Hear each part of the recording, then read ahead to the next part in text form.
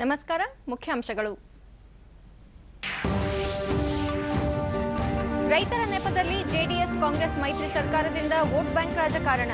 ರಾಜ್ಯದಲ್ಲಿ ಅಭಿವೃದ್ಧಿ ಕಡೆಗಣನೆ. ಪ್ರಧಾನಿ ನರೇಂದ್ರ ಮೋದಿ ಟೀಕೆ. ರೈತರ ಸಾಲ ಮನ್ನಾಗೆ ಸಮ್ಮಿಶ್ರ ಸರ್ಕಾರ ಬದ್ಧ. ಪಲಾಯನದ ಮಾತೇ ಇಲ್ಲ. ಅಪಪ್ರಚಾರಕ್ಕೆ ಕಿವಿಗೊಡದಿರಿ. ಮುಖ್ಯಮಂತ್ರಿ ಎಚ್.ಡಿ. ಕುಮಾರಸ್ವಾಮಿ. ಲೋಕಸಭಾ ಚುನಾವಣೆ ಹಿನ್ನೆಲೆ ಬೂತ್ ಮಟ್ಟದಿಂದ ಪಕ್ಷ ಸಂಘಟಿಸುವಂತೆ ಬಿಜೆಪಿ ಕಾರ್ಯಕರ್ತರಿಗೆ ನಿರ್ಮಲಾ ಸೀತಾರಾಮನ್ ಕರೆ. ಹಾಗೂ ರಾಷ್ಟ್ರಪತಿ ರಾಮನಾಥ್ ಕೋವಿಂದ್ ಅವರಿಂದ ಸ್ವಚ್ಛ ಸರ್ವೇಕ್ಷಣಾ ಪ್ರಶಸ್ತಿ ಪ್ರದಾನ. ಮೈಸೂರು ದೇಶದ 3ನೇ ಅತ್ಯಂತ ಸ್ವಚ್ಛ ನಗರ, ಮೊದಲ ಸ್ಥಾನದಲ್ಲಿ ಇಂದೋರ್. ವಾರ್ತೆಗಳ ವಿವರ. ಪ್ರಧಾನಿ ನರೇಂದ್ರ ಮೋದಿ ಅವರಿಂದು ಕಲಬುರಗಿಯಲ್ಲಿ ಬೃಹತ್ ಸಾರ್ವಜನಿಕ ಸಭೆಯಲ್ಲಿ ಪಾಲ್ಗೊಂಡಿದ್ದರು. ಈ ವೇಳೆ ಬಿಜೆಪಿ ರಾಜ್ಯಾಧ್ಯಕ್ಷ ಬಿಎಸ್ ಯಡಿಯೂರಪ್ಪ, ಕೇಂದ್ರ ಸಚಿವ ಡಿವಿ ಸದಾನಂದಗೌಡ, ಹಿರಿಯ ನಾಯಕರಾದ ಜಗದೀಶ್ ಶೆಟ್ಟರ್ ಮತ್ತಿತರ ಬಿಜೆಪಿ ನಾಯಕರು ಉಪಸ್ಥಿತರಿದ್ದರು. ಈ ಕುರಿತು ಒಂದು ವರದಿ. ಮುಂಬರುವ ಲೋಕಸಭಾ ಚುನಾವಣೆ ಹಿನ್ನೆಲೆಯಲ್ಲಿ ಪ್ರಧಾನಿ ನರೇಂದ್ರ ಮೋದಿ ಕಲಬುರಗಿ ನಗರದಲ್ಲಿಂದು ಹಮ್ಮಿಕೊಂಡಿದ್ದ ಬೃಹತ್ ಸಮಾವೇಶದಲ್ಲಿ ಪಾಲ್ಗೊಳ್ಳುವ ಮೂಲಕ ಕೇಂದ್ರ ಸರ್ಕಾರದ ಯೋಜನೆಗಳನ್ನು ಜನರಿಗೆ ತಲುಪಿಸುವಂತೆ ಪಕ್ಷದ ಕಾರ್ಯಕರ್ತರಿಗೆ ಕರೆ ನೀಡಿದರು. ಕಲಬುರಗಿ ಜಿಲ್ಲೆಯ ಆತ್ಮೀಯ ಬಂಧು ಭಗಿನಿಯರೇ ಎಂದು ಕನ್ನಡದಲ್ಲಿ ಭಾಷಣ ಆರಂಭಿಸಿದ ಪ್ರಧಾನಿ, ಕಲಬುರಗಿ ಜಿಲ್ಲೆ ಸೇವೆಗೆ ಹೆಸರುವಾಸಿಯಾಗಿದೆ. ಕಳೆದ ಬಾರಿ ಇಲ್ಲಿಗೆ ಭೇಟಿ ನೀಡಿದ್ದ ಸಂದರ್ಭದಲ್ಲಿ ಈ ಭಾಗದ ಸಾಮಾನ್ಯ ಜನರ ಅಭಿವೃದ್ಧಿಗೆ ಶ್ರಮಿಸುವುದಾಗಿ ಭರವಸೆ ನೀಡಿದ್ದೆ. ಅದರಂತೆ ಅಭಿವೃದ್ಧಿ ಯೋಜನೆಗಳಿಗೆ ಚಾಲನೆ ನೀಡಲಾಗಿದೆ.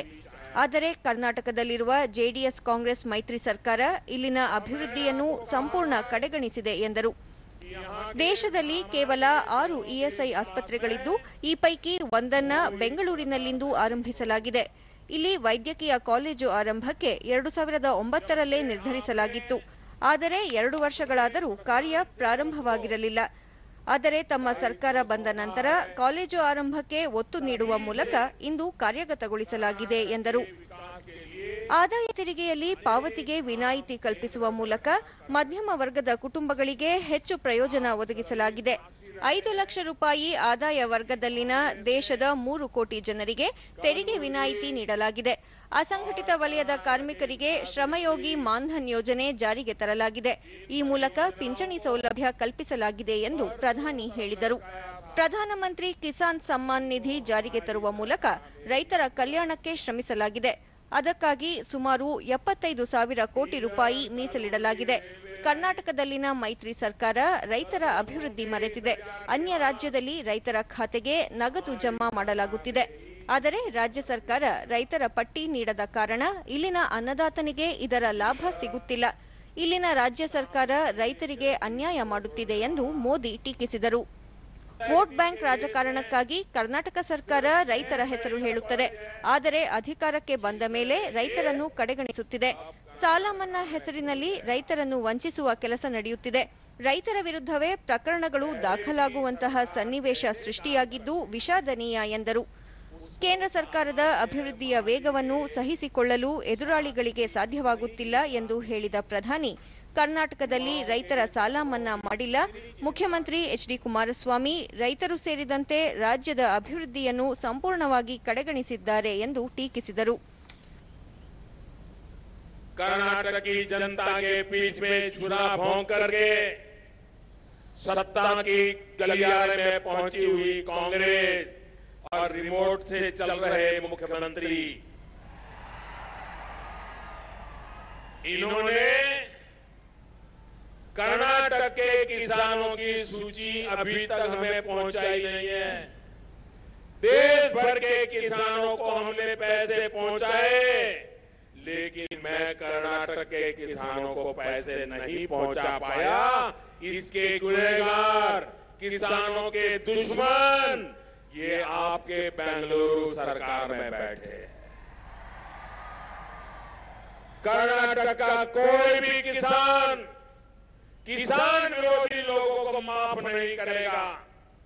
आप मुझे बताइए भाइयों, जब दिल्ली सरकार पैसे दे रही है, किसान के खाते में दे रही है, तो इनके पेट में दर्द होना चाहिए क्या? इनको तकलीफ होनी चाहिए क्या? तो तकलीफ क्यों हो रही है? तकलीफ इसलिए हो रही है कि मोदी सीधा बैंक के खाते में पैसा जमा कर रहा है। बीच में कटकी करने के लिए कोई जगह नहीं बची है। कोई उसमें से 2-5 रुपया भी निकाल नहीं पाएगा।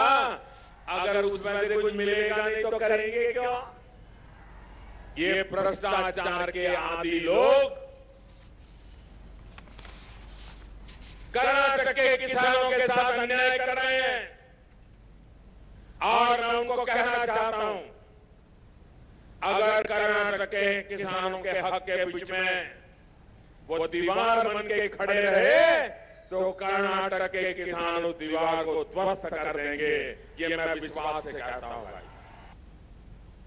ಬಿಜೆಪಿ ರಾಜ್ಯಾಧ್ಯಕ್ಷ ಬಿಎಸ್ ಯಡಿಯೂರಪ್ಪ ರಾಜ್ಯದಲ್ಲಿ ಜೆಡಿಎಸ್ ಕಾಂಗ್ರೆಸ್ ಮೈತ್ರಿ ಸರ್ಕಾರ ಅಭಿವೃದ್ಧಿಯನ್ನು ಸಂಪೂರ್ಣ ನಿರ್ಲಕ್ಷಿಸಿದೆ.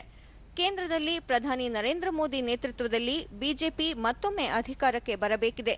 ರಾಜ್ಯದಲ್ಲಿ 22ಕ್ಕೂ ಹೆಚ್ಚು ಸ್ಥಾನವನ್ನು ಗೆಲ್ಲುವ ಮೂಲಕ ದೇಶದಲ್ಲಿ 300ಕ್ಕೂ ಅಧಿಕ ಸ್ಥಾನ ಬಿಜೆಪಿ ಗೆಲ್ಲುವ ವಿಶ್ವಾಸವಿದೆ ಎಂದರು.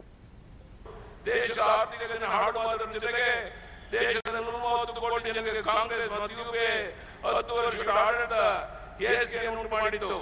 ಮೋದಿಯವರು 5 ವರ್ಷಗಳಲ್ಲಿ ಭ್ರಷ್ಟಾಚಾರ ಮುಕ್ತ ಆಡಳಿತದ ಜೊತೆಗೆ ದೇಶದ ಅಭಿವೃದ್ಧಿ ಪಥದಲ್ಲಿ ಹೋಗಿದ್ದಾರೆ. ಅಂತಾರಾಷ್ಟ್ರೀಯ ಮಟ್ಟದಲ್ಲಿ ಭಾರತ ದೇಶದ ಜನತೆಯ ಗೌರವವನ್ನು ಹೆಚ್ಚಿಸಿದ್ದಾರೆ.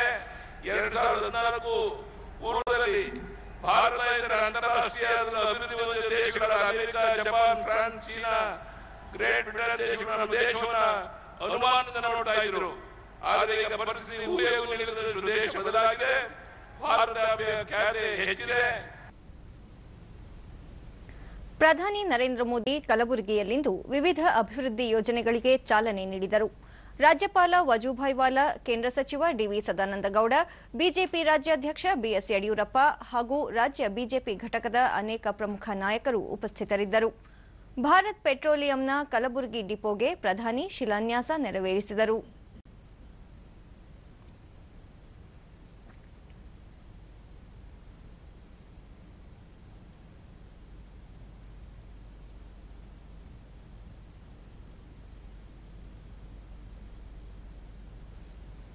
ಇದೇ ಸಂದರ್ಭದಲ್ಲಿ ಬೆಂಗಳೂರಿನ ಆದಾಯ ತೆರಿಗೆ ಮೇಲ್ಮನವಿ ನ್ಯಾಯಾಧಿಕರಣ ನೂತನ ಕಟ್ಟಡವನ್ನು ಪ್ರಧಾನಿ ನರೇಂದ್ರ ಮೋದಿ ಡಿಜಿಟಲ್ ಸಂಪರ್ಕದ ಮೂಲಕ ಲೋಕಾರ್ಪಣೆ ಮಾಡಿದರು. ಡಿಜಿಟಲ್ ಸಂಪರ್ಕ ಉದ್ಘಾಟನೆಯನ್ನು ವೀಕ್ಷಿಸಿದ ಆದಾಯ ತೆರಿಗೆ ಮೇಲ್ಮನವಿ ಪ್ರಾಧಿಕಾರದ ಅಧ್ಯಕ್ಷ ನ್ಯಾಯಮೂರ್ತಿ ಪಿಪಿ ಭಟ್, ಜೈಪುರ ಹೊರತುಪಡಿಸಿದರೆ ಬೆಂಗಳೂರಿನಲ್ಲಿ ಇಂತಹ ಸುಸಜ್ಜಿತ ಕಟ್ಟಡವನ್ನು ಹೊಂದಲಾಗಿದೆ. ಇದರ ನಿರ್ಮಾಣಕ್ಕೆ 19 ಕೋಟಿ ರೂಪಾಯಿ ವೆಚ್ಚ ಮಾಡಲಾಗಿದೆ ಎಂದು ತಿಳಿಸಿದರು. Digital e-courts, etc. Chief Commissioner of Income Tax, as mentioned just before, has done an admirable job in developing and constructing this complex in the shortest possible time. The total cost estimated of the building, including the cost of land, is to the tune of rupees 19 crores. It is also worth mentioning that ITAT has been functioning since 1941 and is presently located in 28 stations. But till now, it has only in Jaipur that it had its own building. Today, ITAT has acquired its second building in Bangalore. Digital ಸಂಪರ್ಕದ ಮೂಲಕ ಪ್ರಧಾನಿ ಬೆಂಗಳೂರಿನ ESI ಆಸ್ಪತ್ರೆ ಮತ್ತು ವೈದ್ಯಕೀಯ college ಹಾಗೂ ಬೆಂಗಳೂರು ವಿಶ್ವವಿದ್ಯಾಲಯದ ಈಶಾನ್ಯ ವಲಯದ ವಿದ್ಯಾರ್ಥಿನಿಯರ ನಿಲಯವನ್ನು ಉದ್ಘಾಟಿಸಿದರು.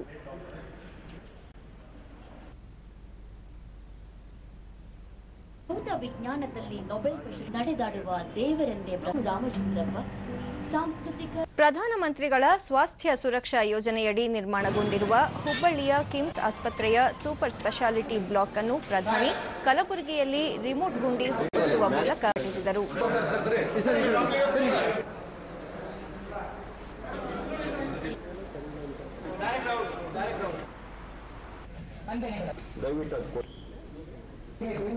ಸಂಸದ ಪ್ರಹ್ಲಾದ್ ಜೋಶಿ, ಇಡೀ ದೇಶದಲ್ಲಿ ಆರೋಗ್ಯ ವಲಯಕ್ಕೆ ಪ್ರಧಾನಿ ನರೇಂದ್ರ ಮೋದಿ ಅವರು ವಿವಿಧ ಕಾರ್ಯಕ್ರಮಗಳನ್ನು ಜಾರಿಗೆ ತಂದಿದ್ದಾರೆ. 2018-19ರಲ್ಲಿ ಆರೋಗ್ಯ ವಲಯಕ್ಕೆ ಹೆಚ್ಚಿನ ಹಣ ವ್ಯಯಿಸಲಾಗಿದೆ ಎಂದು ತಿಳಿಸಿದರು. ನಾವು ಜಿಡಿಪಿಯ 1.1% ನಾವು ಹೆಲ್ತ್ ಮೇಲೆ ಖರ್ಚು ಮಾಡ್ತಾ ಇದ್ವಿ.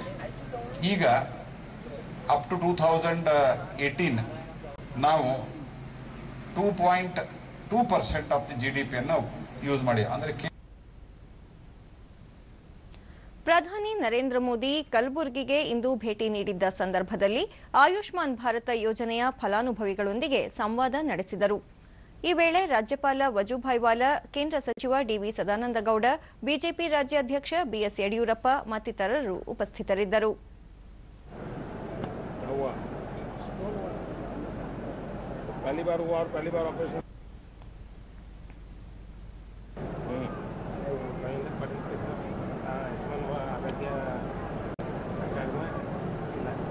पहले गए थे किसी डॉक्टर के पास?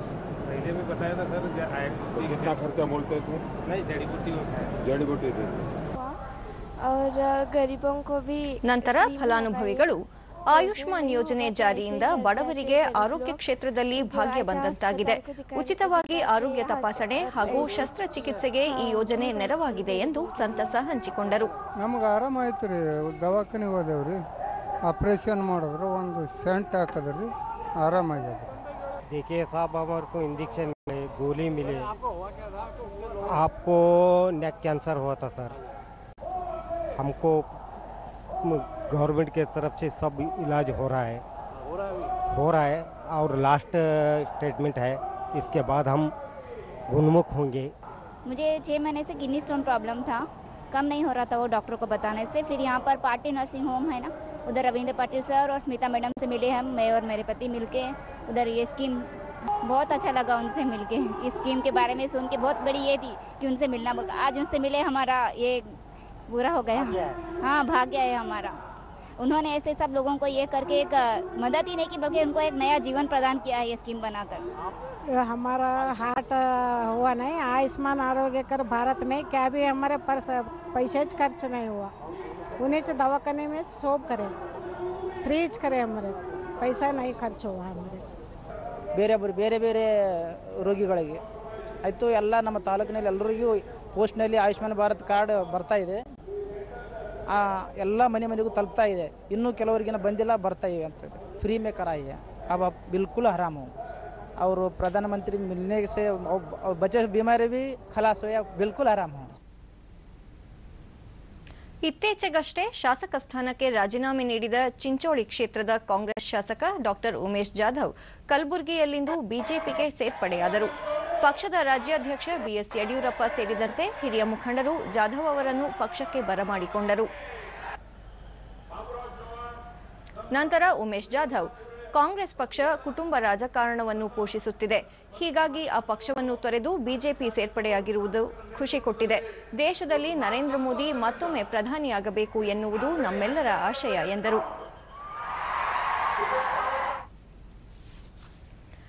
ರಾಜ್ಯದ ಕೃಷಿ ಕ್ಷೇತ್ರದಲ್ಲಿ ಗಣನೀಯ ಸೇವೆ ಸಲ್ಲಿಸಿದ 21 ರೈತರಿಗೆ ಕೃಷಿ ಪಂಡಿತ ಹಾಗೂ ಕೃಷಿ ರತ್ನ ಪ್ರಶಸ್ತಿ ನೀಡಿ ಬೆಂಗಳೂರಿನಲ್ಲಿಂದು ಮುಖ್ಯಮಂತ್ರಿ ಎಚ್ಡಿ ಕುಮಾರಸ್ವಾಮಿ ಸನ್ಮಾನಿಸಿದರು.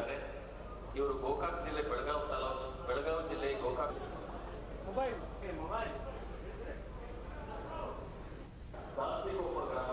ಹಲವಾರು ಕೃಷಿ ತಜ್ಞರು ಅಂತಕ್ಕಂಥ ಹೇಳಕ್ಕೆ ಬಯಸ್ತೀನಿ.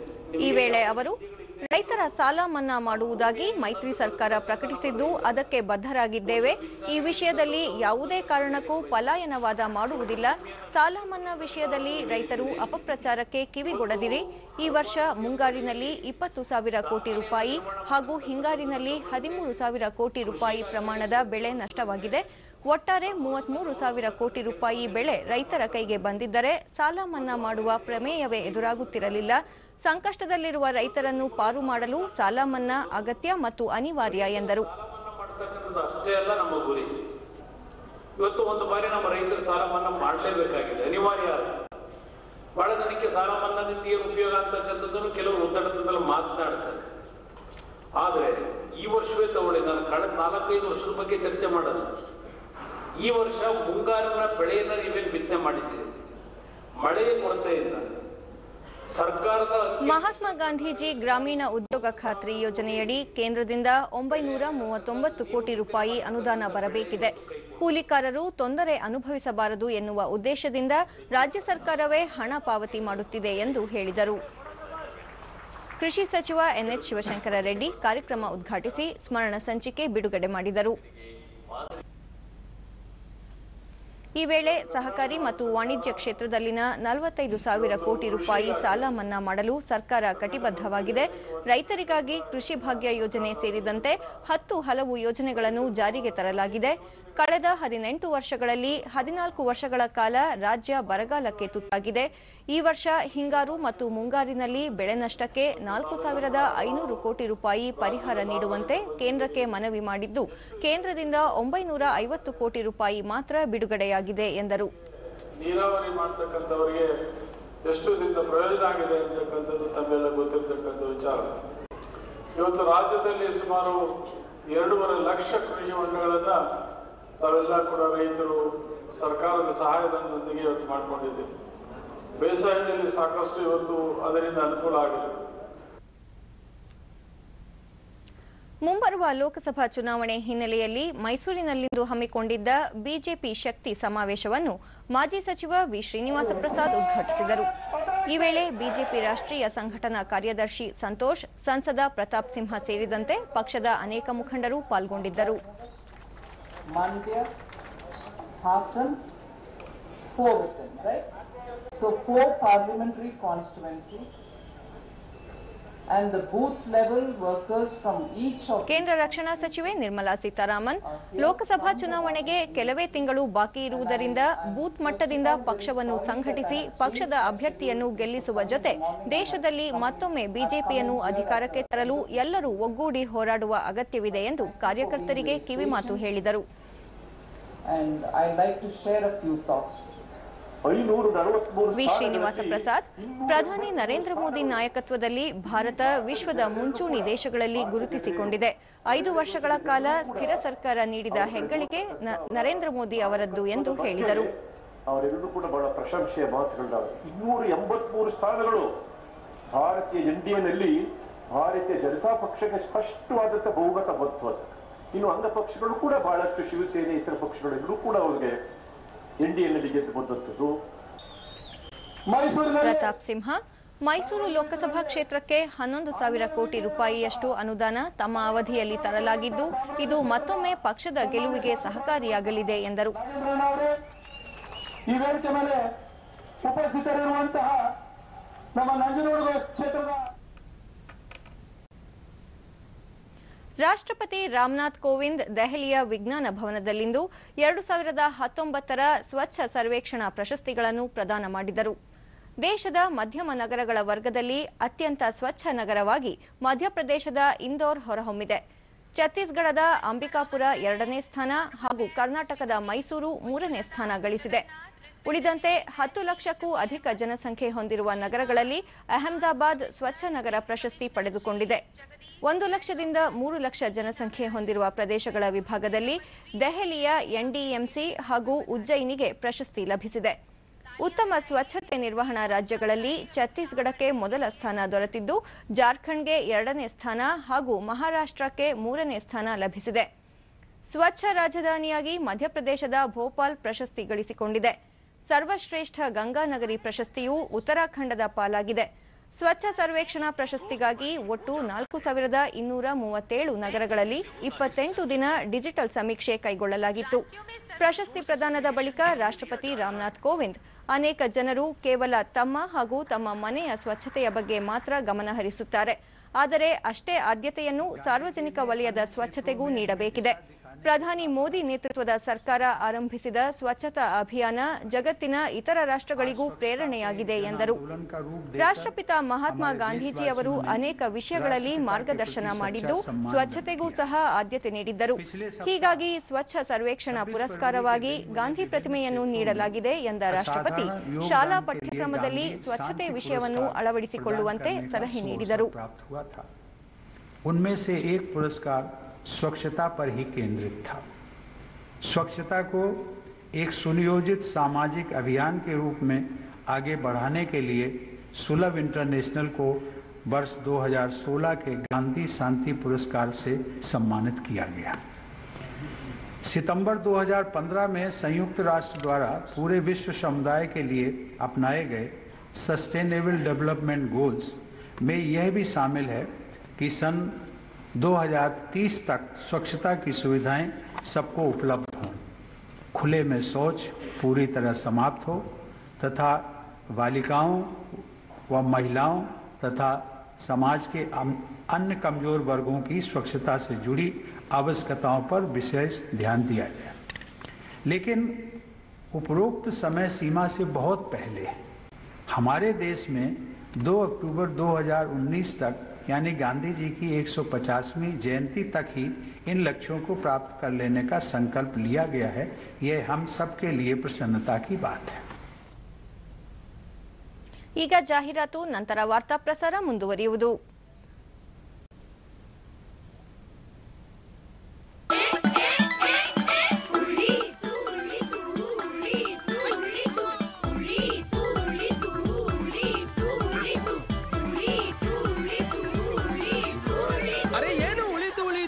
ಅಣ್ಣವ್ರೆ, ಹಳ್ಳಿಗಳಲ್ಲಿ ಬಾಗಿಲು ಬಂದ್ ಶುರು ಬಿಟ್ಟ ನಂತರ ಯಾರ್ಯಾರ್ದೋ ಎಷ್ಟೆಷ್ಟೋ ದುಡ್ಡು ಉಳಿತು ಅಲ್ವಾ?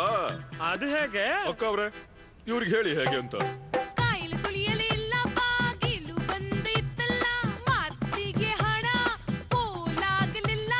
ಊರವರೆಲ್ಲರ ಸಾವಿರಾರು ರೂಪಾಯಿ ಉಳಿತಾಯವಾಯಿತಲ್ಲ. ಬದುಕು ಉಳಿಯಿತು, ಹಣವೂ ಉಳಿಯಿತು. ಹೇಳಿತಲ್ಲ ಅಣ್ಣ.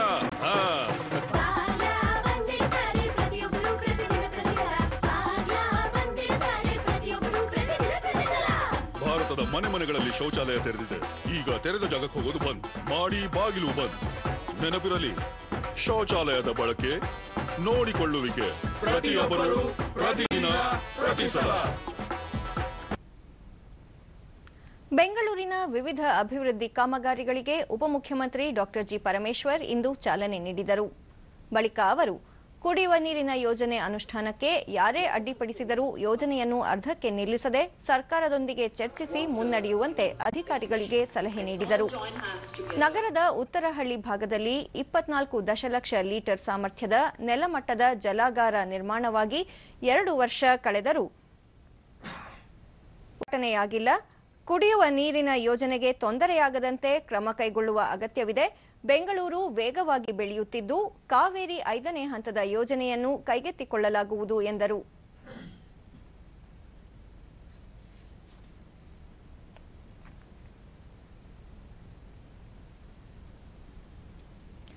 ಇಂಡೋ ಇಸ್ರೇಲ್ ಉಪಕ್ರಮದ ಭಾಗವಾಗಿಕೊಂಡಿದ್ದ 2 ದಿನಗಳ ರೈತ ಕೇಂದ್ರಿತ ನೀರಾವರಿ ಕಾರ್ಯಾಗಾರ ಸ್ಮಾರ್ಟ್ ವಾಟರ್ ಟೆಕ್ ಸಮಾವೇಶವನ್ನು ಕೃಷಿ ಸಚಿವ ಎನ್ಎಚ್ ಶಿವಶಂಕರ ರೆಡ್ಡಿ ಬೆಂಗಳೂರಿನಲ್ಲಿಂದು ಉದ್ಘಾಟಿಸಿದರು. ಈ ವೇಳೆ ನೀರಾವರಿ ಕ್ಷೇತ್ರದ ಹಲವು ಸಾಧಕರನ್ನು ಸನ್ಮಾನಿಸಲಾಯಿತು.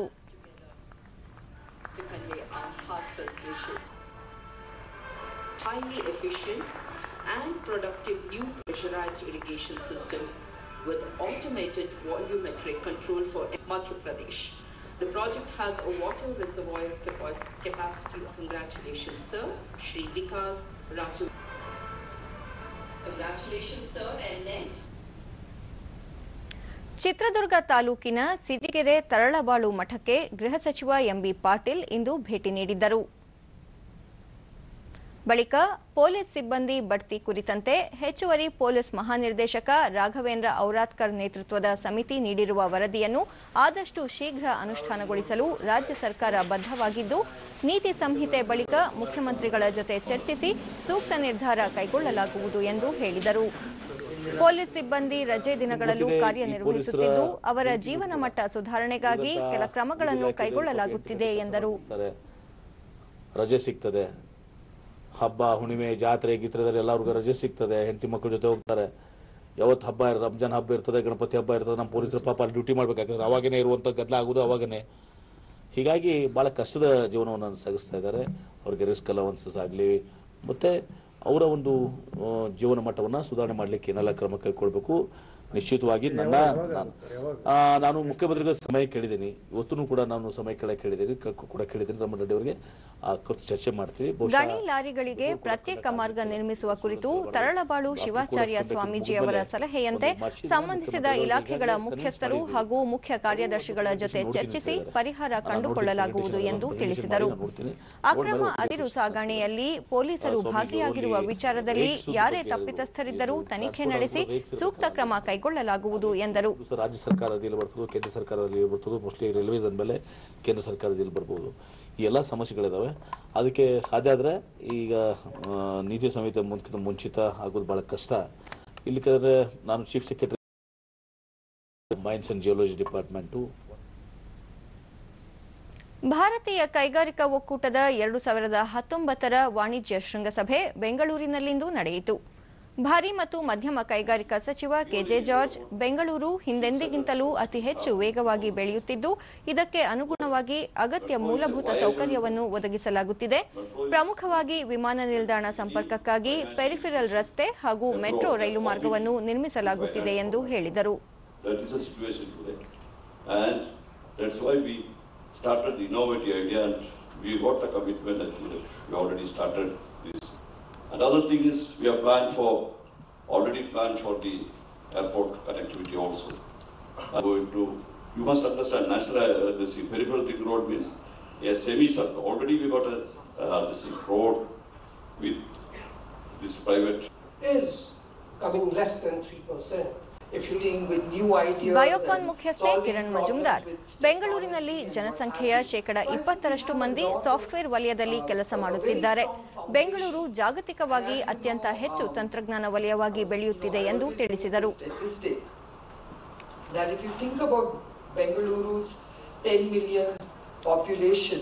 of which 2 million are software engineers, that's a huge statistic. 20% of Bengaluru are software engineers. And if you add another 10% or a million. ಇನ್ನು ಹವಾವರ್ತಮಾನ. ರಾಜ್ಯಾದ್ಯಂತ ಒಣಹವೆ ಮುಂದುವರೆದಿದೆ.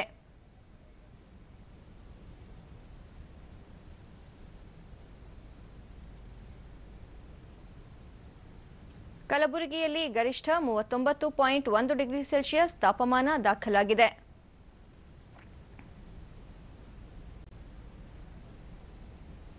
ಬೆಳಗಾವಿ ವಿಮಾನ ನಿಲ್ದಾಣದಲ್ಲಿ ಕನಿಷ್ಠ 13.4 ಡಿಗ್ರಿ ಸೆಲ್ಸಿಯಸ್ ತಾಪಮಾನ ದಾಖಲು. ಮುನ್ಸೂಚನೆಯಂತೆ ಮುಂದಿನ 24 ಗಂಟೆಗಳಲ್ಲಿ ರಾಜ್ಯಾದ್ಯಂತ ಒಣಹವೆ ಮುಂದುವರಿಯುವ ಸಾಧ್ಯತೆ.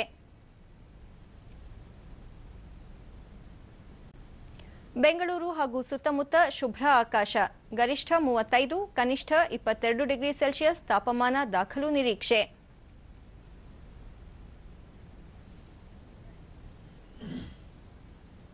ಕೊನೆಯಲ್ಲಿ ಮತ್ತೊಮ್ಮೆ ಮುಖ್ಯಾಂಶಗಳು. ರೈತರ ನೆಪದಲ್ಲಿ ಜೆಡಿಎಸ್ ಕಾಂಗ್ರೆಸ್ ಮೈತ್ರಿ ಸರ್ಕಾರದಿಂದ ವೋಟ್ ಬ್ಯಾಂಕ್ ರಾಜಕಾರಣ, ರಾಜ್ಯದಲ್ಲಿ ಅಭಿವೃದ್ಧಿ ಕಡೆಗಣನೆ, ಪ್ರಧಾನಿ ನರೇಂದ್ರ ಮೋದಿ ಟೀಕೆ. ರೈತರ ಸಾಲ ಮನ್ನಾಗೆ ಸಮ್ಮಿಶ್ರ ಸರ್ಕಾರ ಬದ್ಧ, ಪಲಾಯನದ ಮಾತೇ ಇಲ್ಲ, ಅಪಪ್ರಚಾರಕ್ಕೆ ಕಿವಿಗೊಡದಿರಿ, ಮುಖ್ಯಮಂತ್ರಿ ಎಚ್ಡಿ ಕುಮಾರಸ್ವಾಮಿ. ಲೋಕಸಭಾ ಚುನಾವಣೆ ಹಿನ್ನೆಲೆ ಬೂತ್ ಮಟ್ಟದಿಂದ ಪಕ್ಷ ಸಂಘಟಿಸುವಂತೆ ಬಿಜೆಪಿ ಕಾರ್ಯಕರ್ತರಿಗೆ ನಿರ್ಮಲಾ ಸೀತಾರಾಮನ್ ಕರೆ. ಮತ್ತು ರಾಷ್ಟ್ರಪತಿ ರಾಮನಾಥ್ ಕೋವಿಂದ್ ಅವರಿಂದ ಸ್ವಚ್ಛ ಸರ್ವೇಕ್ಷಣಾ ಪ್ರಶಸ್ತಿ ಪ್ರದಾನ, ಮೈಸೂರು ದೇಶದ 3ನೇ ಅತ್ಯಂತ ಸ್ವಚ್ಛ ನಗರ, ಮೊದಲ ಸ್ಥಾನದಲ್ಲಿ ಇಂದೋರ್. ನಮ್ಮ ಮುಂದಿನ ವಾರ್ತಾ ಪ್ರಸಾರ ರಾತ್ರಿ 9 ಗಂಟೆಗೆ ಚಂದನದಲ್ಲಿ. ನಮಸ್ಕಾರ.